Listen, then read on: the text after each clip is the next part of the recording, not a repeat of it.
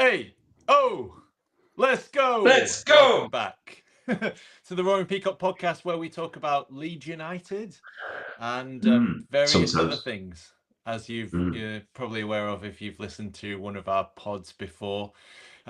Bit of a dodgy time, but we got through it and we beat Millwall, so that was fun.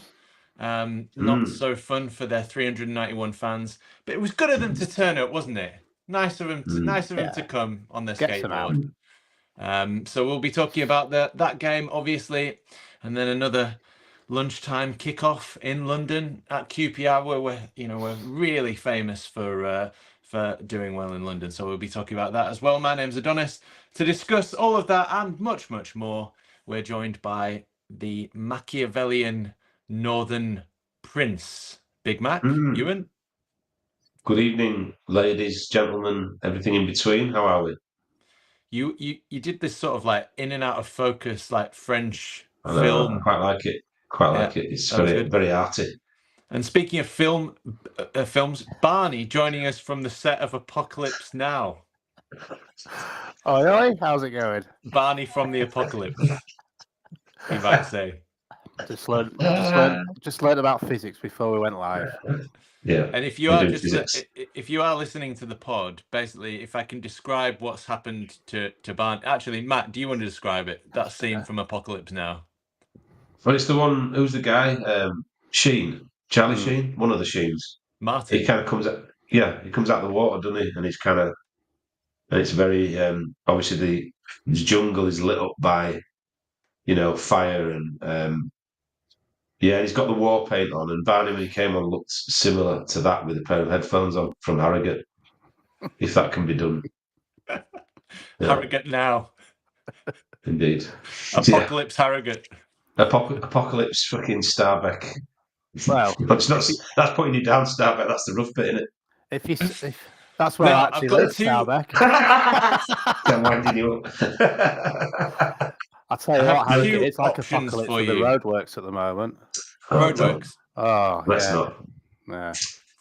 Let's not turn this into a middle-aged rant about roadworks, because don't fucking get me started. Honestly, at Leeds at the moment, it's like it's a bit like a Yorkshire version of Squid Game. Because how far can we push these motherfuckers until somebody cracks or they start killing each other? It's pretty much the same when it comes to it's a roadworks version in Leeds. Oh, like we've got past the 30 seconds, so you can swear now. Oh, sorry. What was that film with Kurt Russell in? Not Kurt Russell. Big Trouble in Little China. No, what's the film where that guy just ends up losing it in a burger joint and ends up shooting everyone? Falling down. Yeah. Michael Douglas. Like that. Michael Douglas, yeah. What a classic film that is. Classic film. Oh. They should follow me around every day. I do that at least twice a day. The same. It's like mini movie of falling down, and I just lose it with some fucker who gets on the nerves. You need to put that soundtrack on when you're next time you're in a traffic jam. Wouldn't have amp up the tension. Yeah, I don't need to do that. I've got two options for you to start off this podcast. We could start off by talking about Leeds United, or something that you've been crying out for years, Mac. And it's been almost 5 years since we started the pod, so I guess I'll introduce some other ideas. We could start off with what's your thing, and talk about random stuff. Well, I don't know. Do it. I mean, it was nice having a little three-way video call today on site, wasn't it? Nice, that, good.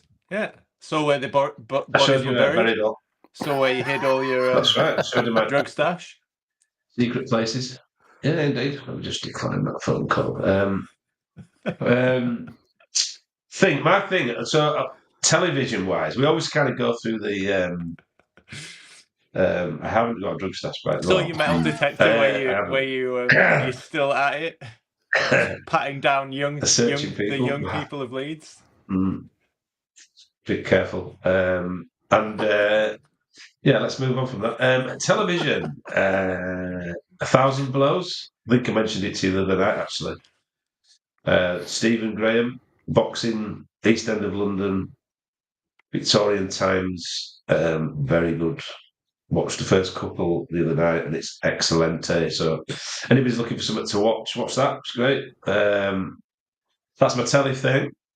Barney, have you got any telly things to lay on us? Not fucking Minder from 1980. Everybody knows about that. Anything new? No, I've got Inspector Morse on a series record. Absolute classic. Fucking you're a legend, mate. Classic TV. Great TV. You're pretty much the same TV taste as my now passed, God rest her soul, grandma. It's all on channel. It's all on ITV4. There's that. There's a Sweeney. Have you only got that channel? Is it in Starbuck? Have they only get because of the satellite signal being shit? We only have. It's only analog TV around here. We don't even get a look north. It's still Chinese. It's BritBox and UK Gold and Dave. I love it. Life would be a lot different. Dave, looking comedy gold. Do you remember Bravo? Bravo. Yes. Bravo. It all used to show all the erotic TV on a Friday night, like Red Shoe Diaries and stuff like that. Raoul Bravo. Oh, yes. No, we're not getting on football yet. You're doing it again. Didn't he get accused or arrested for attempted murder? Let me look that up. Park that. Allegedly. He wasn't travelling. He wasn't travelling around the inner ring road in Leeds at the time, was it? Because I've fucking been there as well. Well, Barney can tell us all about David Duchovny and his Red Shoe Diaries. Well, that's where that's where we're famous from originally, before the X-Files. The XXX Files, you might say. But it wasn't. It was like, do you remember, like 90s erotic TV, and it was all about like smoke and mirror and stuff like, and like the music in the background and like steam. It was steam coming out, and like you might have seen a little bit of a nipple or a breast, but never fully. It just sort of tempted you into like, oh, what's this? What's happening here? Knockers. Yeah, but I'm old enough. Hey up, chap seal up. Yes, lad. Look at Dogger. Indy. Here he is. Indy, lad. What was I going to say then? Yeah, I'm old enough to remember the red triangle on Channel 4. Do you remember that? Red triangle. So when Channel 4 started, which was 82. What, 80... Was it?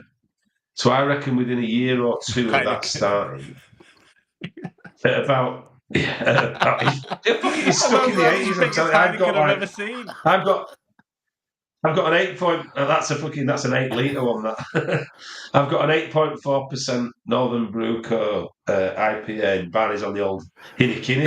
Get the old Hinnikini on. Heineken bottle that I've just got really small hands. Stage left. Yeah, he's got tiny like hands. Jeremy Beadle.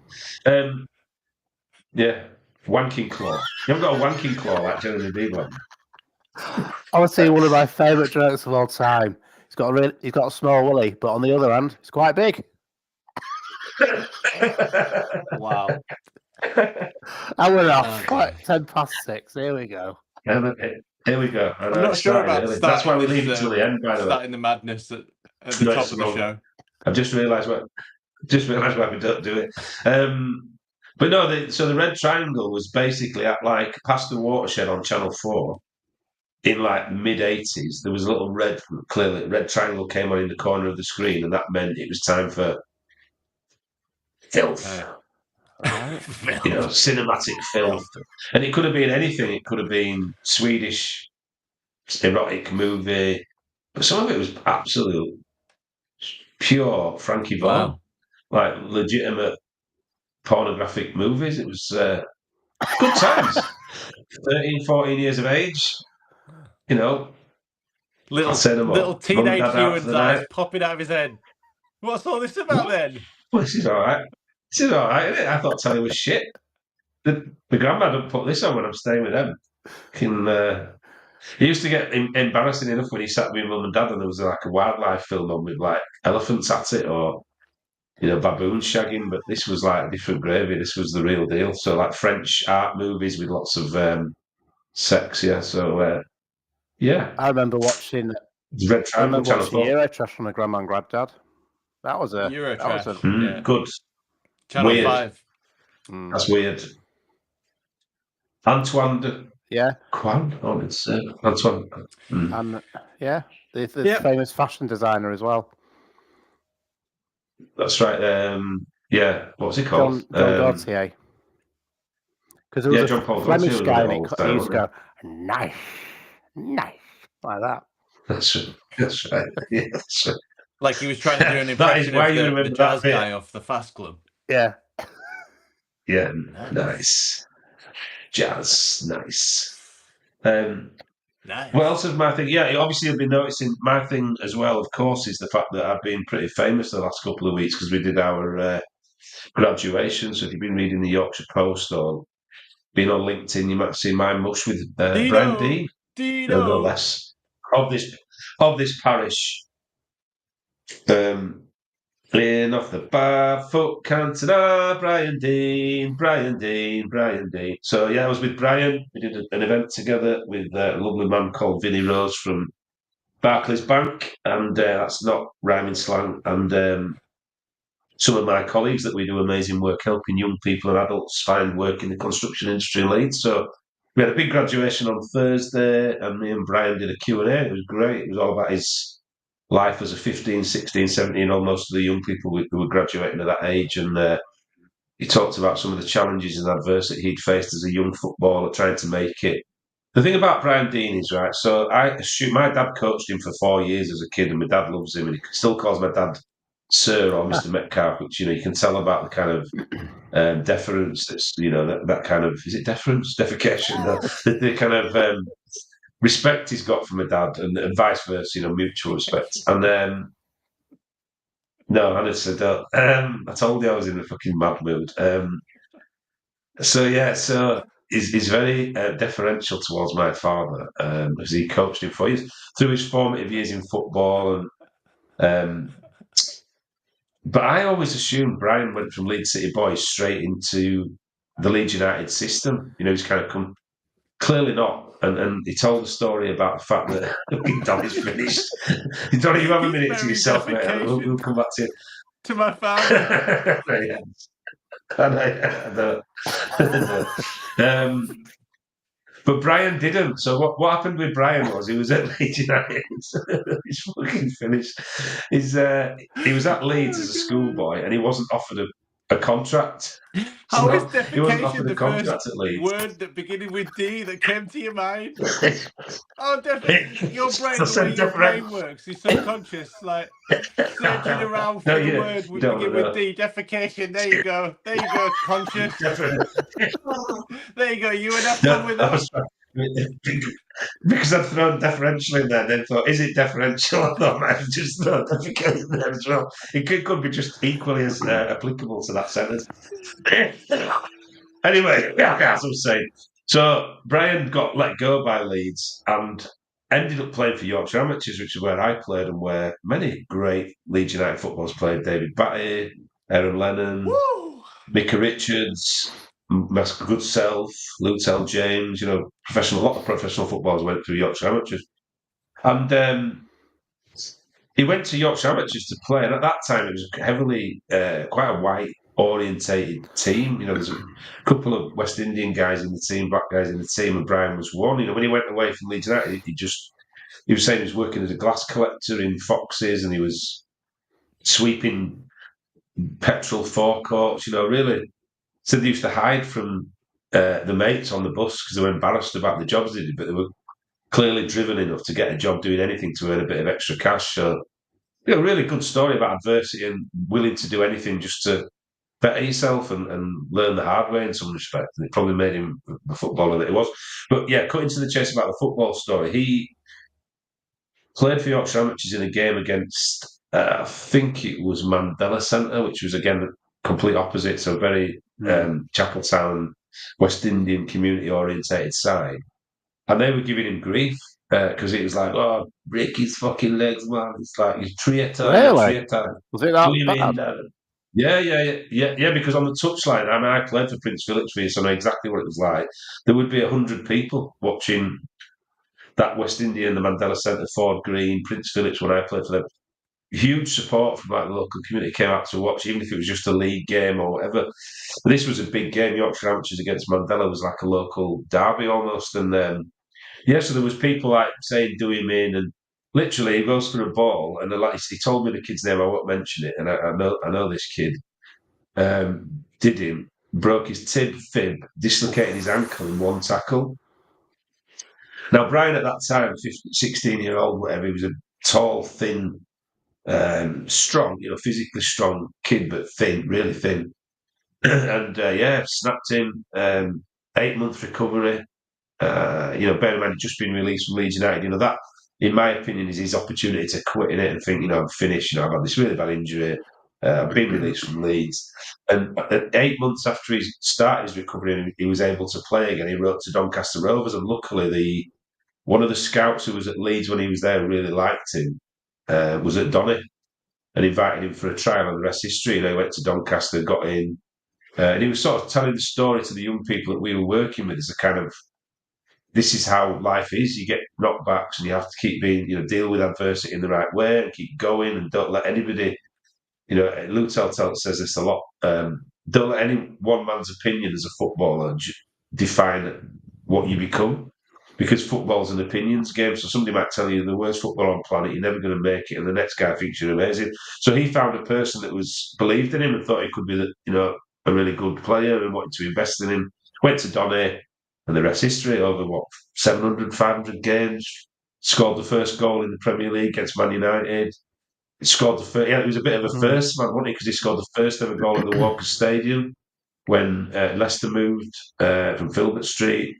He scored the first ever brace in the Premier League, we believe.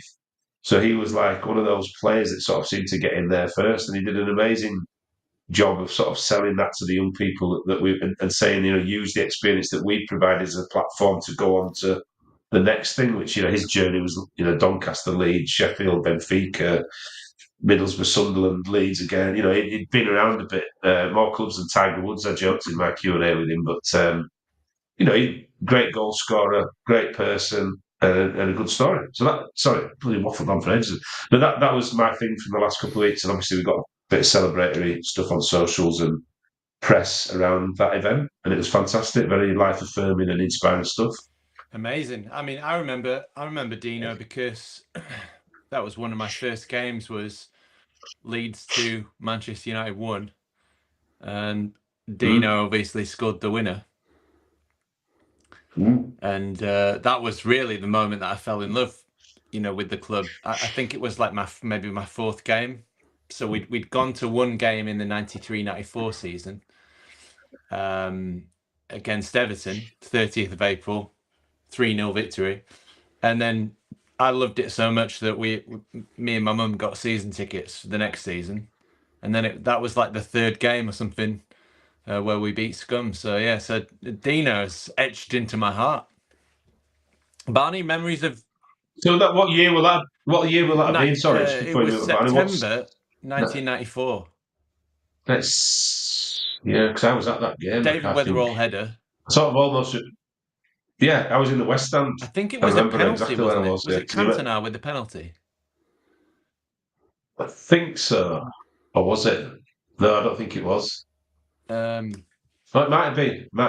I can remember the Weatherall header and Dino's goal, of course. But great times. Sorry, Barney. Barnes? Give us your little thing, Barney. Not literally.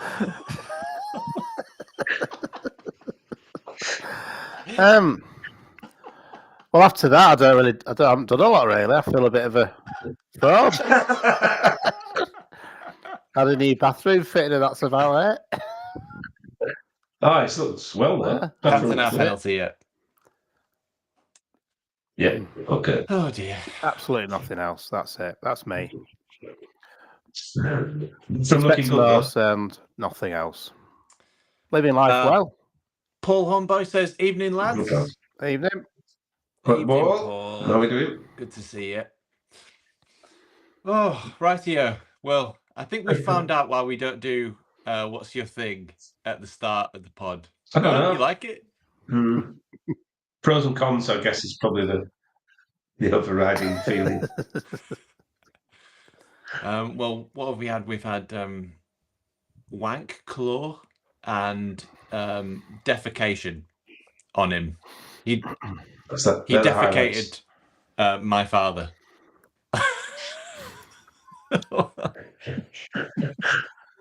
Let's not. He might be watching. I keep telling people. So a lot of people now. I don't know why I do it. Who did I say it to the other day? And I just said, "Oh, don't watch it." So there was like I was with Francis Milner, who's the new head of the kind of foundation at Leeds United. Right. And there's been about 5 or 6 people in the last few months that have been introduced, and they've said, "Oh, big Leeds fan, got a podcast." And I'm like, don't say that. Don't fucking tell them. So I've got. It's not a brilliant reputation anyway. I'm not particularly different in life day to day, as you all know. But so they probably imagine I'm a bit of a div and not particularly PC and swear a lot. It's not a hard journey to go on, but they kind of introduce you as that, and then they say, "Oh, yeah, it's got," and they go, "What's the podcast called?" And I'm like, "Oh, shit."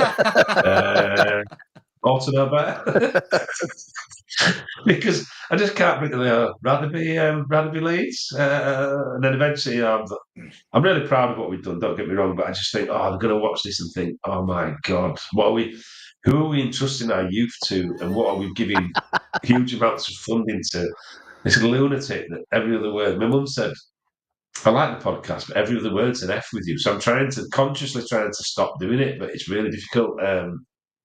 I'm sure I've got ADHD, Tourette's, loads. I said to my son the other day, I've definitely got Tourette's because I was walking through the supermarket, meowing at my wife. My son was with me, and I was making cat noises at her and then like making strange noises. I sometimes catch myself, I know, I should stop in a minute. It's like a therapy session, isn't it? We don't never do this again, Donny. I never started with my thing. But yeah, so I've had to introduce the Roaring Peacocks so people know it and gone, just don't, if you're really offended or you want to think what you think of me now, please don't watch it. But if you're open-minded, it's just a bit of fun. You like Blue and a bit. You like wanking claws, and you like defecation and Barney's little thing, and talking about shiting dogs and fucking sweating and oil and Vaseline. Watch it. I love it. Wow. Barney, what was your thing again? No, absolutely nothing. Nothing. No thing. No Zero thing. Things.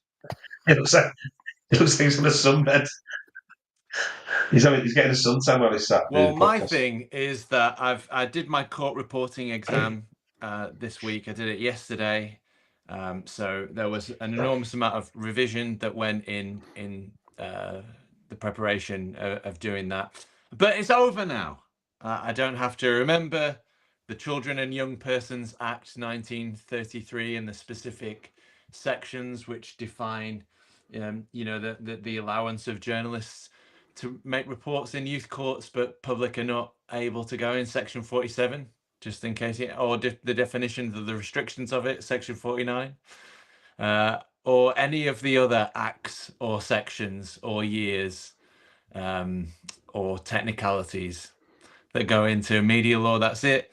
Got home, grabbed the pile of papers and the book and just sort of booted them in the drop, kicked them into the corner. So that's all over. Don't have to do that again. Come on! Christ, I'm just so boring. You're like working with counsellors. You're on university. I just sit home watching Inspector Morse getting a suntan. You've got it right, Barney. You've got it right. Do it your way. Yeah, right, as we're going backwards through the pod, I just want to say hello to the 109 viewers across platforms. Good grief. Well done. Wow. Congratulations. Didn't think it was that kind of a pod, says my mum. Good to see mum there. Oh, mate, you know better. And I'll tell you for why. Because she loves me when I say I'll tell you for why. It's you've been here long enough, Jane, to know exactly what this pod's all about. She's been here from the start. And Derek Moore's joined us early as well. Of course she has, yeah. One of the originators. There you go, pioneers. And Derek says, "Evening, gents." Good evening, Derek. Evening, everybody. It's good to be. It's good to be. See, back. that's weird. That's almost fucking. That's like synergy in example of Derek normally joins us at the end of. He comes really late. Well, sorry. Maybe it's a sign. I know, Mrs. Moore. I'm almost. Must be very happy. Well done, Derek, for coming late. But he also joins at the end of the podcast, and now we've started at the end, and Derek's just, wow. I mean, this is just like this podcast, right? What's what would happen if the three giggling idiots at the back of the classroom had a conversation? That's what it is. That's all it is. Don't worry about it. Don't think anything more of it. Don't you think it's been like Beavis and Butthead? A little bit like that.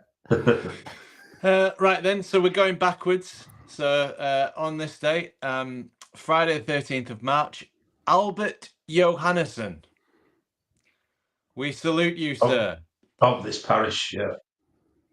Was born in Johannesburg. The quick, skillful left winger was the first black player to achieve a prominent place in English football when he became one of Don Revie's first signings in 1961.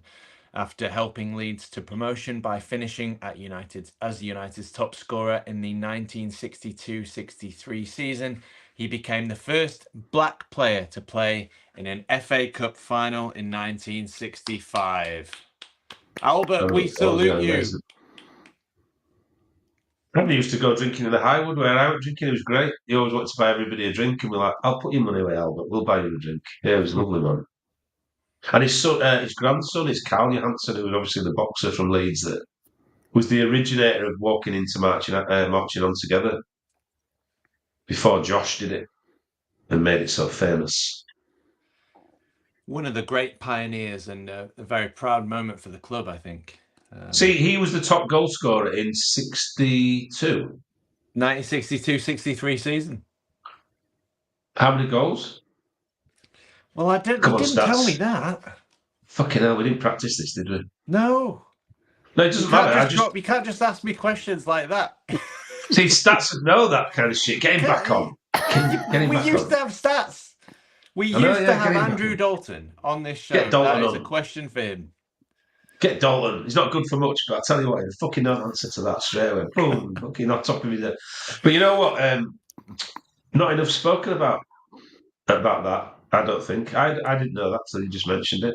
Yes, and a really tragic end as well. And I hope that we can sort of treat players, especially after their careers, and that there's some support there for them, especially the ones who don't make it. Obviously Albert was in an era where they didn't get paid much. But obviously you've got loads of youth players coming through who never actually make it in the end, and then they're sort of dumped off the conveyor belt of youth football without sort of any skills or any plan. Their dream is dead, and they just feel. I just think there needs to be way more aftercare. There's loads of money in football. Just throw a bit there. Not interested. It's like a conveyor belt, and it's 0.01% are in academies at 16 making to play a professional game beyond 18, and it's just. I mean, my son's been party to that system, and it's just awful. You look at Sam Chambers, who's kind of on the bench yesterday to bring it back round to Leeds, and he's one of that kind of generation of his, that one of the few that's probably still even going to go on and play a top level or have a top level career. He's got a bit about him as Chambers. Like I've been impressed the few times that he's come on. He's quite pacey, he's skillful, hit the crossbar, brilliant shot. Not scared to, he's not scared to shoot quite either, physical as well. If you looked at Millwall, it was the Millwall Cup game that it was his first start, wasn't it? And he was best player for me. And they obviously thought, young kid, we'll just knock him about a bit. And he wasn't having any of it. He was knocking them about, so he's got a bit of physical about him. So, he's obviously my brother's business partner's son. I think he's from a really good family, probably a different background to a lot of footballers, who's probably quite well grounded and well educated. It's the guys you say that kind of that's their way out of kind of their circumstances, and when that goes wrong, what do they then turn to? to fill that void. And you also see on the flip side as well, where there's some kids that have come into football where they're from not a very good background, and all of a sudden they're earning loads of money. They don't get that education how to handle that money. And some, I mean, even in League One, League Two, they're still earning really good money now compared to what we used to think it used to be. And they don't have that education on what to do with that money. And once to retire, think, shit, what do I do now? They've spent all the money. It's like anyone. You get all that money, you spend what you spend, and then all of a sudden you've got no backup, no savings whatsoever. Well, the other thing is that they've dedicated their sort of youth, their whole entire youth, to getting to that point. And that's why you see a lot of them sort of go off the deep end, because all of a sudden they've got a bit of freedom and they've got all the money in the world to do whatever they want with it. It's funny because we've seen today with Frankie Dettori, he's gone bankrupt today, hasn't he? So really? He's gone bankrupt. He's declared himself bankrupt. He must have some bad habits. He must have some really bad habits that are very expensive, to be fair, if it's happened to him. I think the thing about the football thing, and it was Brian who told me this, when he was kind of finishing his career, he was saying when he started, it was all about winning, playing for your hometown club and winning trophies and accolades and so on and so on. He said the kids that were coming through when he finished weren't interested in that. It was how much contracts, money, what car am I driving? And he said there was 17-year-olds driving in Bentleys and Lamborghinis and what have you, Porsches, and it's just a completely different sport now. Equally, if you look at something like Nile Ranger or who was the guy at Man United, who was really loose. Anyway, Wayne Rooney. Yeah, thank you. It wasn't him, but there was another guy, the mixed race guy. Well, yeah, I mean, you look at that, as an example, to have all that power and that, prestige and people kind of falling all over you, it creates a certain type of individual. If you look at Nile Ranger, he was exactly that kind of kid that did make it, but kind of went off the rails later down the line because he was loads of money, distractions, going out, all that kind of stuff. Got himself in a lot of trouble, didn't he? Rightio. My mum says, ha ha ha, I do love it. So that's good. And Derek Moore has said, was that the game yesterday? Epic day. Was there a game on? What? We played. Was there a game? Look, talk about football now. Great segue. Lovely segue. Thank you. So thank you, Derek. So 33 minutes into the podcast, let's talk about the game. Leeds United, best team in the land, top of the League 2. Millwall, 0. 391 fans. What else? Own goal, brilliant, 3rd minute. Tanaka. Unfortunately, I wasn't there. I had to be at a National Union of Journalists meeting. So you boys can tell me all about it. Barney, tell me all about it. It was basically very much Leeds United ups and downs. So on Sunday, we saw the downs of Leeds United. Everyone was like fretting, it was going to be playoffs. We'll end up playing Frank Lampard in the playoffs. We're going to be out. Everyone's losing their heads. A few days later, we beat Millwall. The results, we shouldn't be looking at the other results. We need to concentrate on ourselves. But the results went our way.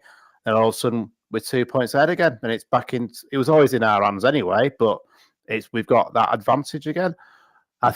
The one thing that really disappointed me was the referee was absolutely shocking. Never happened. And I saw some of the best football I saw last night, and the goal was disallowed because apparently someone was offside and they were not offside. Some great interplay from Aronson and also Peru, and it was a really good finish, and it was offside. It was really disappointing that. It was an odd game, though. A really odd game. Because I knew you couldn't really take what we saw in the FA Cup because the team we had was a completely different team. But I thought Millwall would come out and scare us a little bit or have something about them. But it just felt like they'd given up. I don't know. It was just a really odd game. They had no sort of. Maybe we were really good. I probably had a bollocking from what happened on Sunday, but it seemed a little bit too easy. We should have. But I mean, when we scored the second goal, we should have had more goals before then. And it was a little bit edgy where you just think, are Millwall going to get a set piece? They're going to equalise. But they didn't really. There was nothing about them whatsoever. It was a weird game. Weird. Considering how much jeopardy we had on that game as well, where it was a must-win game. It was a little bit, 2-0, done. On to the next one. Macca? Don't mind that. We were talking today about peril. I love a bit of peril, but I quite enjoyed the fact that it was that way. And I think I'll just cut back to Portland for a minute. Have you seen their record since like the turn of the year at home? I mean, listen, that ain't a bad game to lose, and you've seen what happened to them against Plymouth. It's like the old Bielsa days where they play Leeds and get a result, and the next game they get battered by somebody because we kind of worn out. We could have won 5-1. We could have won that again 5-1. Easy. Well, there's a Portsmouth podcast, and they were saying that Leeds really should have been out of sight when we scored, and how he found that pace and that finish, that kid who scored for them. And Leeds are by no means out of the equation when it comes to the title winners. It was there, you kind of listen to other people say it, and you can hear the voices in your head, and it's kind of like I've probably said it to myself, but I don't believe it when I say it, or when you say it, or when the guys on our podcast WhatsApp group say, I don't believe you. But when the Portsmouth guys going, Leeds were brilliant. They played us off the park up for large parts of the game, and we played really well, and it doesn't define. But they were also talking about their record at home. They've kind of drawn with Sheffield United, beat Burnley, beat Middlesbrough. They're not. It's not an easy place to go. That, and even the atmosphere. I watched a bit of the Plymouth highlights the other night. Was completely different to that early kickoff down in Portsmouth on a Sunday. It is like the league conspires against us to make us play at certain times where everyone's going to be up for it and, take away any of our advantage. But, we had enough chances, good chances as well, to win 2 games at Portsmouth, and we didn't take them. So I think we've got to be really mindful of the fact there's not just one team playing on that pitch, there's 2. And sometimes it's the other team are just up for it and energetic and better than us. And I thought Portsmouth were great on Sunday. Moving on to Millwall. I thought they started really well. I thought they strangled us a bit, and press was good. And Rodon was giving the ball away, which he never does. We were getting caught on the ball all over the pitch. We didn't really string anything together. There was no cohesion. I thought, no, not again. And then the goal went in, and I think it just changed things a little bit. And you know what? I love scoring a shit goal. I hate the fact that we have to score world beaters and fucking intricate passes and what have you, because Sheffield United score a scruffy goal every other game. So I'm all right with that. I thought they started well, Millwall, and then it just seemed like they'd run out of steam and bar a header in the first half. The big lad Cooper from a corner and an attempted cross from that kid who tore us apart in the cup that went right across the box with nobody in it. They threatened nothing. We strangled them in the second half, almost from like 10 minutes into half time and beyond.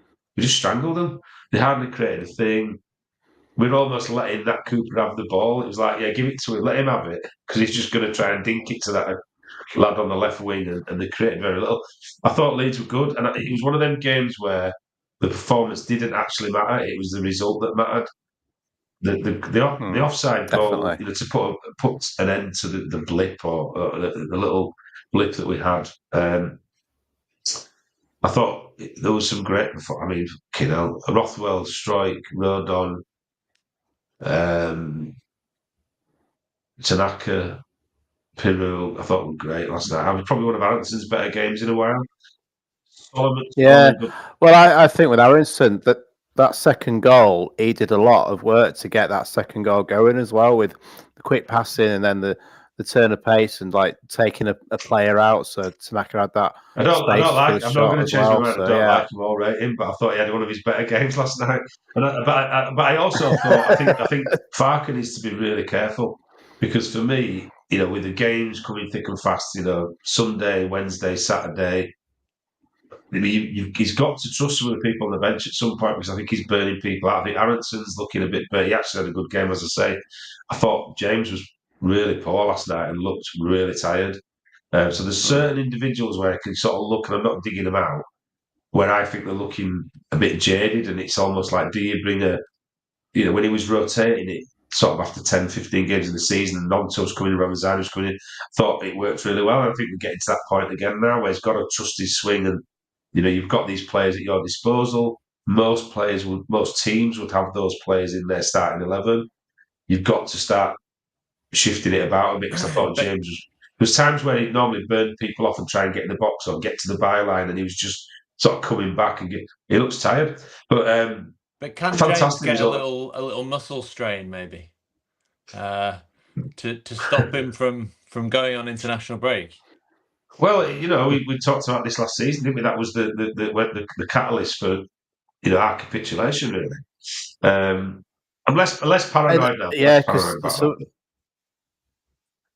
it was interesting. So some of the lad I stand next to, he said we sort of started seeing like the downfall of Leeds United when Wales failed to qualify, and it must have really stuck in those Welsh lads' heads, like how we've managed to not qualify, and then also you've got to think about, right, we need to get our heads back on and then concentrate on promotion. It must have been mentally quite.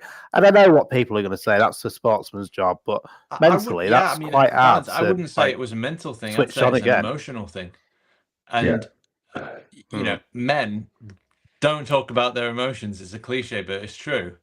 And you have an emotional health, just as you have a physical health, and you have to be sort of emotionally strong. You have to be emotionally fit. You have to recover from emotional injuries, and that would have been an absolutely enormous emotional injury for Ampadu and Rodon and James. So yeah, of course, and sports performance looks at that more and more, and they know that it's contagious because we mirror each other, and we're more sensitive than you think. And so so when they came back, it was just like you could see it ripple through the team. And when your best players make mistakes, that's also contagious. That's even worse. Yeah. Because they set the standard, don't they? I think it's a habits thing as well. I think that winning's infectious, losing's infectious. It can be like spread like wildfire. So the minute they fail, that this the panacea is to get to that qualification. Our utopia was to get to be promoted. They've failed, so they've not made it, and it's kind of like that starts to weigh on your mind. So I think it's a habits thing as well. It's a culture thing. You look at the great teams throughout the years. The Revy team, the Liverpool team of the 80s, the 90s, the Man United teams, which I hate to say it. It was built on an environment of winning and winning being everything, and it was almost like it became. You think how many times Man United had failed to win anything, and then suddenly it just became infectious, and it bred more winners and more competitive winners, and it's a bit like Leeds last year. I felt it was an infection in the team, but I think finishing off on last night, I thought I want to ask you about the atmosphere in a minute, but I thought certain players really stood up. I will say it now, and I've got nothing against Ilya Gruev at all, but Rothwell makes Tanaka a better player. They complement each other so good. In the cup game, we got overrun in midfield by Millwall. They were, battled us. You can't do that with them two because you've got Tanaka, who's graceful, good on the ball, doesn't give it away. You've got Rothwell, first goal, so progressive. He wants to get forward. He makes those runs into space. It's almost like a simplified version of football. There's a space there, run into it. There's an opportunity to get the ball forward, progress it. I really loved how he performed last night, and I've been singing his praises for years, saying that he should, for this year, saying he should start above Gruev if he's fit, full stop, because he makes Tanaka better. Tanaka can license to go forward more, whereas I think he's wasted where he is, if I'm honest. I think he should be further forward up the pitch. Really disappointed about the offside goal. I mean, we were in the south stand, and clearly it's a long way away to that end of the pitch, and you kind of can't tell. But it didn't feel like it was an offside. The player's reaction didn't sit. No, it didn't. And then we were getting messages from the group, my brother and his friends group, saying appalling decision. And then we watched it at half time, and it was one of them that it was very tight. But if it's that tight, and particularly the side of that the linesman was on, where the Millwall players blocking Aronson, how do you give that offside? Because you can't even see Aronson. What part of his body is stood projected beyond the Millwall player? So I think 2-0, that kind of goal, that would have been game over. And it added to the peril, and it's always great to score towards the end. It was interesting what Farker said, though, after the game. That same assistant Red gave another offside towards us, and he apologised and said that won't happen again. And we'll get another letter, like the Portsmouth game. We'll get another letter, won't we? Apologising, like the penalty, the blatant penalty that wasn't given. It's a waste of fucking time. I mean, if there's not a call for VAR, anything. If there's not a call for VAR in that division now, that's some of those decisions are costing teams that are far less rich, more money and more, profile than any of the Premier League games. And it's like, why are we not? Farker's pen pal, the PGMOL, they love him. Yeah, it's like a German pen pal. Hello, I really like you. I want to meet you one day. A couple of just try and ignore that. A couple of errors by a linesman, also a couple of mistakes, and you can feel the panic going right through the crowd too, says my mum, and that was in reference to this whole emotional thing. And Derek says, speaking of emotions, my son spent the whole game giving the away end abuse. I was so proud. What a feeling! What away end? There's about 5 of them. We salute Mini Moore. We salute you, sir. And that is exactly what we need. Barney's cat, the media star, loves it, doesn't he? Okay. Aye. He loves it. Yeah. Hogging the spotlight. And Derek keeping us honest. Rothwell was my man of the match. He was everywhere. Right, man of the match then. Can I just say something first? No. Hold that thought. Atmosphere. So I've heard people in different parts of the ground say it's tense and nervous. I think I'm going to stay in South Stand because it's just nuts. So there was none of that. It just singing all night, great songs coming out, giving the away and abuse like Derek Moore's lad. And then the atmosphere seemed really good in the Cheese and us. And then it just feels like some people who are in the COP and other, you're in the COP, Barney, so you're well qualified to say, just seemed to say it wasn't. It was a bit tense and a bit nervous. And I didn't feel any of that. I felt really confident throughout. But I wouldn't say that it was tense at all, considering how much jeopardy was in the game, considering that we saw a poor performance against Portsmouth and then going against a team where it seems to be sort of our nemesis. And you know what Leeds fans are like, well, we lost against them in the home game in the FA Cup. But like I said before, you can't take that. It didn't feel tense to me, which was weird, considering how Leeds fans have got this sort of thing in the back of their head, like Leeds are going to do a Leeds here again, aren't they? We're going to fall apart. And I do believe, I'm a big believer, that sometimes Leeds fans love the drama for Leeds to fail to say, I told you so. We should have done this in the transfer window. We should have done that. Well, it's these kind of opinions that get you over 10k followers on Twitter, Bads. Yeah. No, I do generally believe that some fans, I mean, I'm saying it, you see it on social media, but some fans want Leeds to do something wrong for them to back their opinion up, saying they should have done that. I think that's deflection, me. Man of the match. I know, yeah. I think that's deflection, me. I think it's people going, they're annoyed. It's a raw, emotive thing that it's a bit like I said about the Portsmouth, podcast that, Leeds fans were, that's it, with Melier shit again, he made a mistake. I mean, I thought he played really well the Portsmouth game, everything, handling, positioning, distribution, great, and he just made one mistake again, which is, it's hard, isn't it, for a keeper. You should make one mistake, it counts for everything, but I do think it's a bit deflection, so we kind of come away going, I told you it was shit, it's going to happen again, we're going to fall apart, and then, that really we're hurting, and it's that kind of how we express ourselves sometimes. Like Donny says, we don't want to go, it's really upset me. We're really great. We should be winning this league. We've got a great set of lads that are working really hard for the team. We don't do that, do we? We're going to deflect and rant. So, and I'm guilty of that myself. So, Well, I'm in a couple of leads, obviously our group and then another group. And after we lost against Portsmouth, you're in another group, Barney, you fucking traitor. What I did, I just muted both groups and took myself away from it because I'm probably a bit. I don't like the negativity, but I also think it's not the end of the. I've got to an age now where it's not the end of the world, and it's not going to rule my health or my opinion on how everything is going to be if Leeds United win or lose. I'm like, we lost the game. It's not the end of the world. Yeah. But people seem to like live or die by Leeds United performance. You just go over and stroke your pussy, don't you, Barney? You're not interested in all that fucking stress and what. Put Inspector Moore on or whatever. Exactly. Inspector Moore. That's like a porn version. Drinking Heineken. Drinking 8-litre bottles of Heineken. It's fucking alright.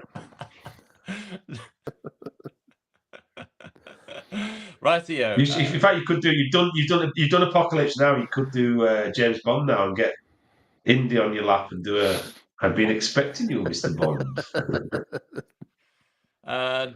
Indy doesn't look in. Indy looks like he'd have your head off if he did that. Like he'd cut his throat. He loves to sit on my knee. He's 17 years old now.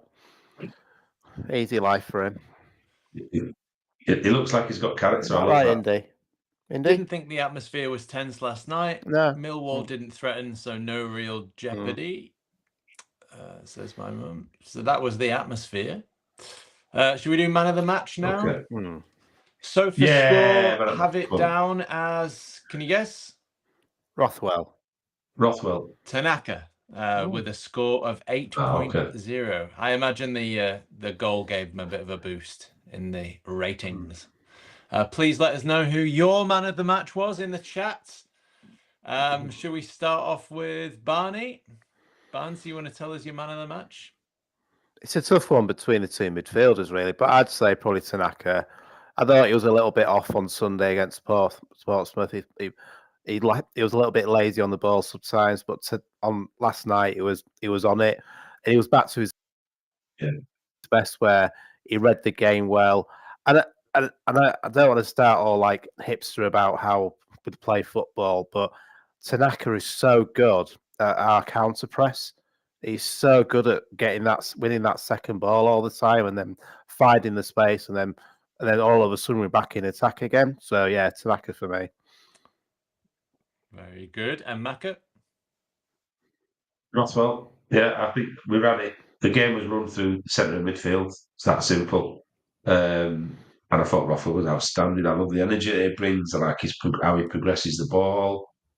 You know, he kind of. I wish he'd shoot a bit more, because it's a bit like Tanaka. You know, he lets it go sometimes, doesn't he? And Rothwell had a couple of goals last night. I can't. Apart from Tanaka, there's nobody else on that pitch that gets anywhere near man of the match for me, because he was outstanding. I thought the energy that he brings to that team, and the kind of way that he makes Tanaka a much more fluid player, and he's always on offer, and I just love him. I really like him, despite his Man United connections, and the fact he looks like Jake Gyllenhaal, I've been told, or like one of the Bee Gees or something from the 70s. You know, he's a good-looking kid, and I like the way he plays, and I really enjoy watching him, because I think he's probably one of the few players that plays like that. I think Bogle's a bit like that, but other than that, you haven't really got anybody in that back eight that play like him, in regards of wanting to progress the ball. I like how you're calling it in quite tight situations. Yeah, you know what I mean, though. That kind of your backs, if you like, so your midfield and your defence. I think Bogle always looks to progress, nearly always looks to progress, and play some wonderful passes down to James and into people's feet up top. And I think his energy and his drive to get into areas that hurt people is underrated beyond belief, because it's what defenders and midfielders don't like. Any midfielder can watch you pass the ball around 58 times and be happy there and just track. But I just love the way Rafa plays. So he'd be my man at match. I wish he'd get a goal. Yeah, be good. It would be good. I also like that. He's clearly our best set piece taker by a mile, and we've been 100%. rubbish at them. They haven't they haven't been a threat. They haven't been a weapon, as Jesse Marsh would say, for us for many years. So to see that as sort of an extra avenue for goals to come from, sort of emerge, I think is really important. I do think we have to sign him in the summer. The rumour is what, 10 million, isn't it? Is it 10 million? I saw somewhere it was going to be about 10 million, which that's a bargain. Which I suppose would be pretty good business, because I wouldn't say it would be a first team, he'd get into the first team, but first 11. But I think he'd be a very good. Well, we're going to spend 250 million pounds. Yes. In the summer. Splash the cash. And a lot of fans already. I think let's not go ahead of ourselves, but a lot of fans are saying that we haven't, that squad's not good enough for the Premier League. Well, obviously, because if it was, we'd be in the Premier League already.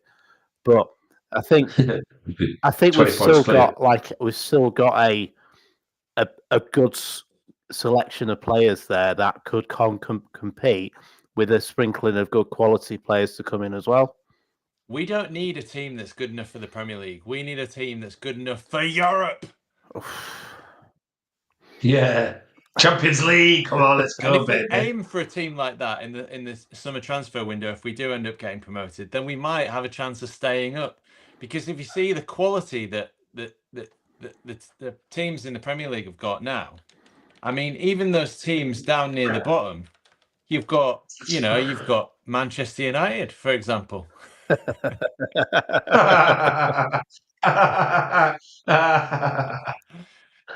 Somebody joked the other day that when Leeds come to town, Man United Old Trafford puts chlorinated and sheep dip type equipment for us to go in. I was like, you fucking been to Old Trafford recently? They do it on the way out. Fucking infected, rat infested, fucking water infected piece of shit. And now they've designed a stadium that looks like a fucking circus, like Billy Tops.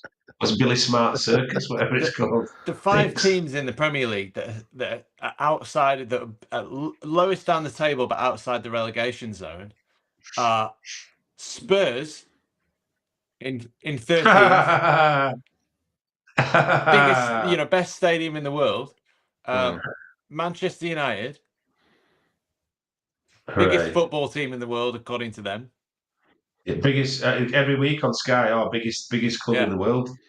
Based on what? Fuck me. Everton, new stadium. They'll have loads of revenue from next season from ticket sales. West Ham, Olympics, bloody London Stadium. Another great squad. Loads of money in it. And Wolves, Portuguese national team. Yeah. So you're going to have to finish above one of those teams. So there's going to have to be a massive investment in the summer, and we know that the 49ers are rich, and Red Bull involved as well. So they've got no excuses as far as I'm concerned. Right, my mum, get it done. Tanaka, get it done. Was her man of the match. So many headers won in midfield to break down any Millwall breaks. And there's a lot of shouting in the background there. I assume that's from your house, Ewan. Is it? I don't listen anymore, fucking idiots. Do my children just either chinning each other or playing on some sort of game that's VR where they... Yeah. It's depressing. But they play back. Derek had no fear we'd slip up. Right, so that's pretty much the end of it. We just got to touch on QPR at the weekend. We got score predictions. What are we thinking? Bearing in mind it's away in London, lunchtime kickoff at the same venue as the Marcelo Bielsa on his haunches. And last year where we completely fucking capitulated, they put, was it 4 passes? Yeah. But when they came to Ellen Road and they were saying, you lost the league at Loftus Road, and then we scored and it was disallowed for offside, and all you heard was however many Cockneys it was singing in their thick accents, "Sit down sharp, sit down sharp, sit down sharp." Sound like Mick Jagger.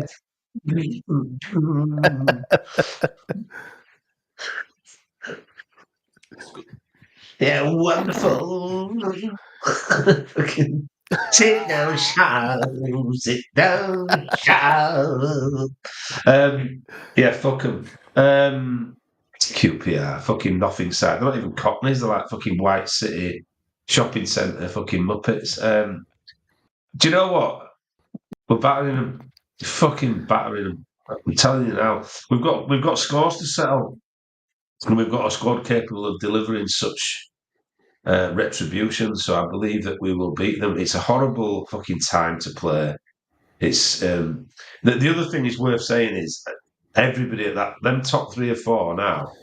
People said Sunderland were out of it like 3 weeks ago. Burnley, I thought Burnley and Sheffield United are going to drop points. We're probably going to drop points. But I just think we won't drop enough points for one of them to catch us. And I had a dream, I told you the other day, that Burnley won the league. And Scott Parker was prancing around the pitch in his fucking Blardigan with all stripes on and his £3,000 fucking cardigan and bell end. I'm surprised Lisa didn't wake up with a couple of black eyes. You're tossing and turning. Fuck off. No. Yeah, no, I had a dream about it, and I woke up unhappy. Yeah, you're right. But I think we've got enough to do it. You feel like, as much as you said, winning's infectious and that habit that you create. I think also you can learn through adversity. And we talked about that. This is the way to do it, and it just feels like even last night was a bit of a game that could have been a banana skin, and we kind of managed it really well and didn't panic. And even when we scored the second goal, it was a perfectly good goal. We've got to come on to ref before we go, by the way. We haven't really mentioned that ref, and it needs mentioning. But I think we're good. I think we beat them, and I'd like to think we beat them comfortably 3-1. I'm going to go 3-1 Leeds. Okay, 3-1 Leeds, Barney. Without taking the Leeds heads in me says that it's going to be a really tough game, and I just got a really bad feeling about this game. I don't know why. It's London. It's like you said. It's a 12:30 kickoff, and I didn't realise. I thought QPR were quite near the playoffs.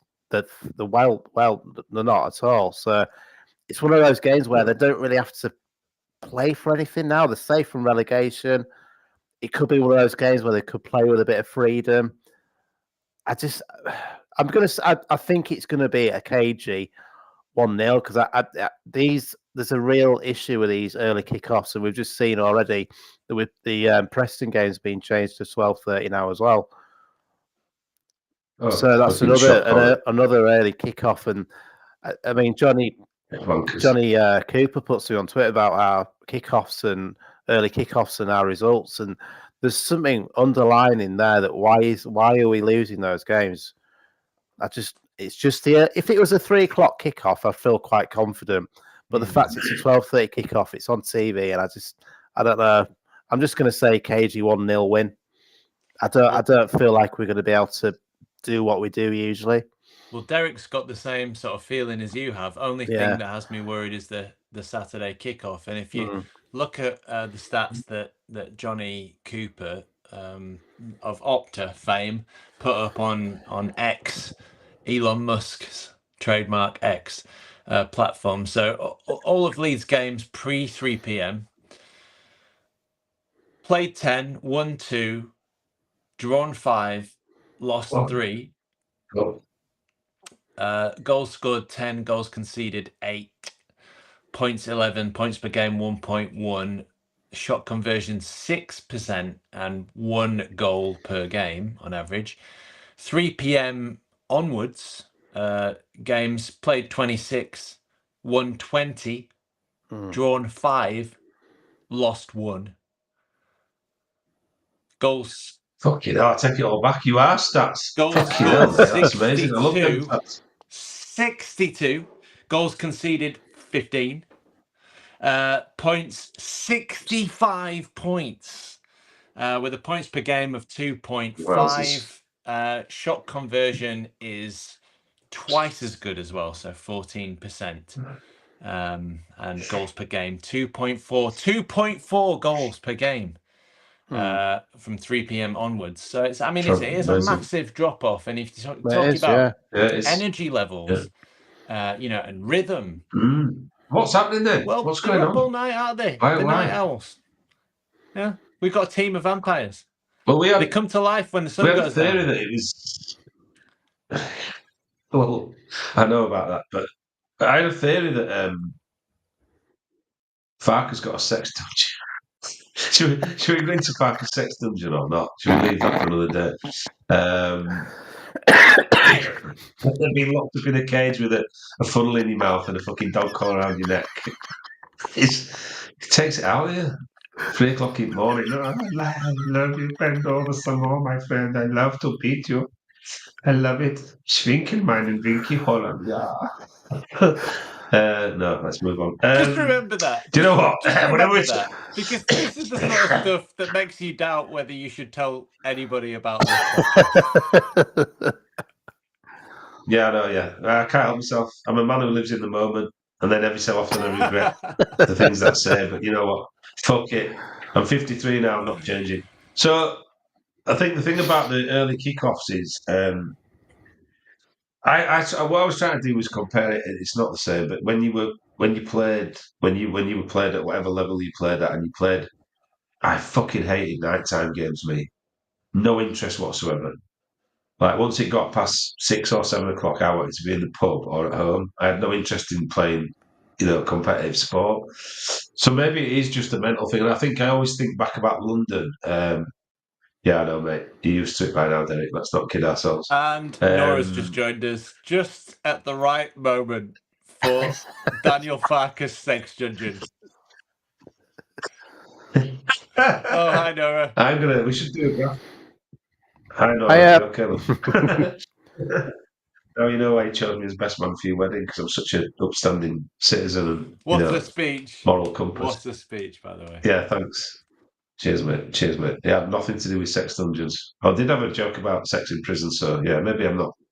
The apple never falls far from the tree. Anyway, so there's that, and I always think when we talk about London and winning, the Fulham game where we beat Fulham, and we had socks off if we won in London, and I nearly got divorced because it was that. What a podcast that carrying was! On in the back room. It was an amazing podcast. You can definitely direct people to that. That match review. Excellent. Yeah, it was great. Fulham 1, Leeds 2.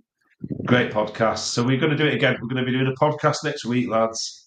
All about winning in London and beating QPR, because we own one anyway, just like we owed Millwall one on Wednesday. So we're out for retribution against all these fucking strugglers, championship strugglers, to put them to bed and finish them off. I certainly hope so. Derek Moore agrees with you. In fact, the scoreline 2-1 Leeds. My mum says 3-0 Leeds. So there we go. That's the optimistic. That's the predictions. Love it. And for me, I'm thinking we've had 4 losses in the league this season, and they've all been 1-0. So I can't predict a loss. Don't do it, man. I can fucking see what's going through your mind. Don't do it, man. No, you can predict a loss. It might balance the scales. If you fucking predict a Leeds 1-0 loss, I'm going to fall out with you. The 4 losses that we've had. So 12:30 kickoff against Burnley. Only home loss of the season. 1-15 drawn 3, lost 1. I think we've at home. I think we've got a plus 48 goal difference at home. Absolutely unbelievable. Millwall 7:45 p.m. away, but it was in London. Blackburn 1:30 p.m. 1-0 away, obviously, and 12 o'clock kickoff against Portsmouth. So you're going for a 1-0 loss, aren't you? Just say it, mate. Fucking get it out there, you dark-hearted bastard. Go on, fucking put it out in the world. No, I'm gonna say QPR 0, Leeds 4, something like that. Wow, what a transition that was. Wow. Yeah, gone from 1-0 loss. Yeah. Gone from a 1-0 loss to a 4-0 win. I love it. That's the optimism for you. Hey, listen, we're winning. We're talking about it next week. Trust me, we're all good. We're all good. We can't keep that. There's a massive game on Sunday as well where I never thought I'd rely on Sheffield Wednesday to do as a job, but it's the Steel Derby, and even it just to a certain extent it shows how shit this league is this season. That Sheffield Wednesday have still got an outside chance to get in the playoffs. Can I just say as well? So last 1, 2, 3, 4, 5, 6, 7, 8, 9 games. Last 9 games QPR have had. How many losses do you think they've had in those 9 games? At home? No. Just in the league.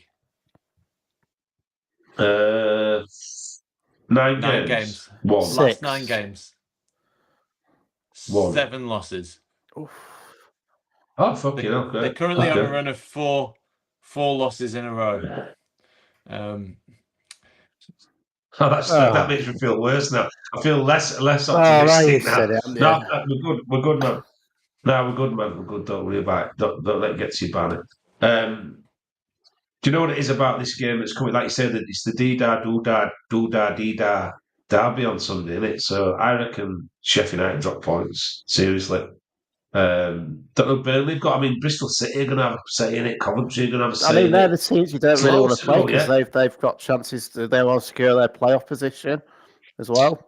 So I think Bristol City like us and they'll let us win. Deep down, they like us just for beating Bristol Rovers that year when we went up Beckford. But no, I think we're all good, man. We're good. There we go. Final comments then, and final thoughts, and then we'll end it because we've already done What's Your Thing. We started it. Never. Oh, referee, red done referee. What a twat. Yeah. That's it. Finished. What a twat that ref was. Forgot his cards. Blind twat. Didn't give fouls that were fouls. Just like the ref on. I mean, we're the only team who can get a referee dropped down from the Premier League. It was worse than the fuckers we get every week. The Portsmouth game. Fucking needs VAR to help him out. He's fucking idiot. He was giving the geezer who went through on Melier late. Nothing. Geezer went through on Piru late on. Horrible tackle. Nothing.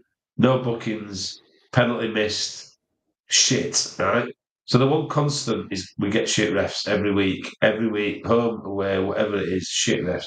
That geezer overnight, as well as his fucking paedophile linesman that he was giving offsides at work.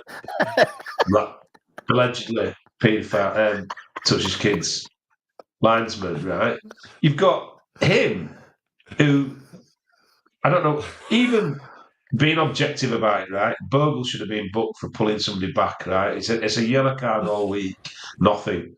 Genuinely, they were singing it and you forgot your cards. He was so bad, that referee last night. Didn't give things that were fouls. Anybody who fell over got a foul. Just awful referee. It's like, how can you do? That's your job. That's what you study to become a ref, and that's your sole contribution to the game is you shit. Go home. Could pull somebody out the stand that could do better than you. You're absolutely atrocious. Just poor, weak, shit referee. Didn't rate his performance then, man. Sorry. No, he's shit. He's shit. Give it up. Let somebody else have a go. You're shit. Wank. Don't like you. Wonderful. Barnes, anything to add? My final thought is I still think there's going to be some twists and turns in this season. And if we do lose another game, it's not going to be the end of the world because the teams around us are going to lose games as well. But I think this team has got a mentality about them, and you've got some real warriors on that. And I hate that cliche, but you've got some real warriors on that pitch that are going to just get us over that line. Excellent. Good stuff to hear. And of course, it will be the international break after QPR. So we'd love to go into that on a high. Yeah, of course. And not have to think about a defeat for 2 weeks and get all anxious again. So, yeah, I mean, it would be wonderful to sort of just have a healthy, easy, happy, stress-free, peril-free promotion, wouldn't it? Wouldn't that be nice? It will never happen. The facts are, you're only as strong as your weakest link, and our weakest link throughout the season has been Meslier. And if it weren't for Meslier, if we had Cooper in nets or any of the keepers from the top six, and I don't want to dig him out because I think he's been decent, we'd probably be 9 to 10 points clear. But that's not Leeds, is it? Let's go for it. Let's run the peril. Let's run the risk. Let's drop a few stupid points. Let's have an international break at completely the worst time of the season. You're right though, Donny. This is the game. Forget about Millwall. This game going international break is massive. We go in as we are now or better. What, 7 games left, 8 games left, whatever it is. It's huge. So put everything you've got into that game, and that's where we were talking about Farke maybe having a rest. Well, maybe it won't. Maybe we'll think we've got a rest coming, so we'll keep the same team. We probably will, knowing Farke, but yep. It's huge. And I'd like at least 5 of our starters to just hobble off and have very, very slight injuries that rule them out of representing their countries during the international break, and then they'll be able to just sort of stay here, rehab, and get ready for the final push. Right, final comments then. Derek Moore says the ref was a wanker. Thanks for that, Derek. Well said, Derek. I could have said it a lot quicker just by saying that. It was shocking. Ewan is the best speechwriter, says Nora. My mum says she hates international breaks, especially after last year. And they've never been good for us, ever. And Nora says 2-1 Leeds. Come on, Leeds! Come on, Leeds! We'll see you next week. See ya. Fight the power. Oh dear. Now, how do you end the stream? You can't finish it. They've changed it. Right, let's go for another hour. We're still in the hour, the perfect podcast time thing. I'll find it now. Sorry, it's an hour and 16 Go on, minutes see ya. Bye.